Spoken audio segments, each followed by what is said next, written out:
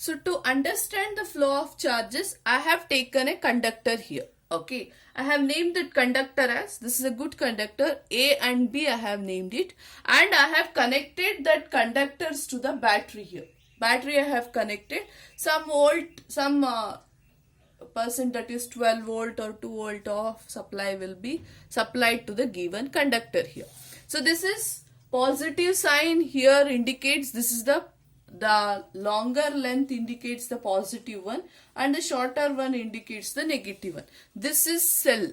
Okay, combination of cell, it is called as battery. Okay, now when I consider a conductor, I have supplied a current to this. So when you are going to supply the current to the battery, we are going to represent in this symbol. This is the symbol of representing the flow of current. That means if this symbol is represented means, so you will be saying the current will be flowing like this. That is from positive to negative charge. So this is the representation of flow of current. You can represent it as I also. I is nothing but current. Okay, here in the conductor the current is flowing now. Now the question is, we said that there is no flow of current, there is a flow of charges inside the conductor due to which it constitutes the electricity inside the conductor. We have two types of charges. One is protons and the other one is electrons. Okay, protons are having the positive charges and electrons will be having the negative charges here. Now, which type of charges will move? Actually, there are two cases which you have to understand.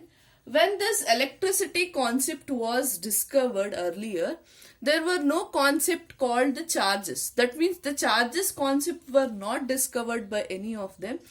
Before that itself, we have got the concept called electricity. Andre, electricity is nothing but that is nothing but flow of current. We have only that concept. And also we have the concept that the current will flow from like this, positive to negative with the arrow they were indicating. Okay, they did not know that what is the real concept behind the electricity, that is behind the current generating inside the conductor.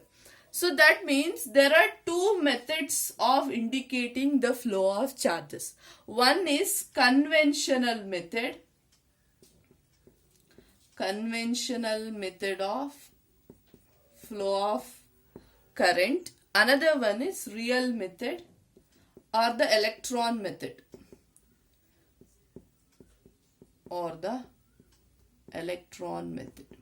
What is this concept means? Conventional method means before discovering the flow of, that is before discovering about the electrons and protons, they have said that the current will move from positive to negative charges. Current will flow from positive to negative charges. They don't know the concept called electron, that is about the charges. So as I think you have now know that which charges will move, because I have mentioned here electron method. That means when there is flow of electrons, only electrons will flow inside the conductor, due to which the current will be generated inside the conductor.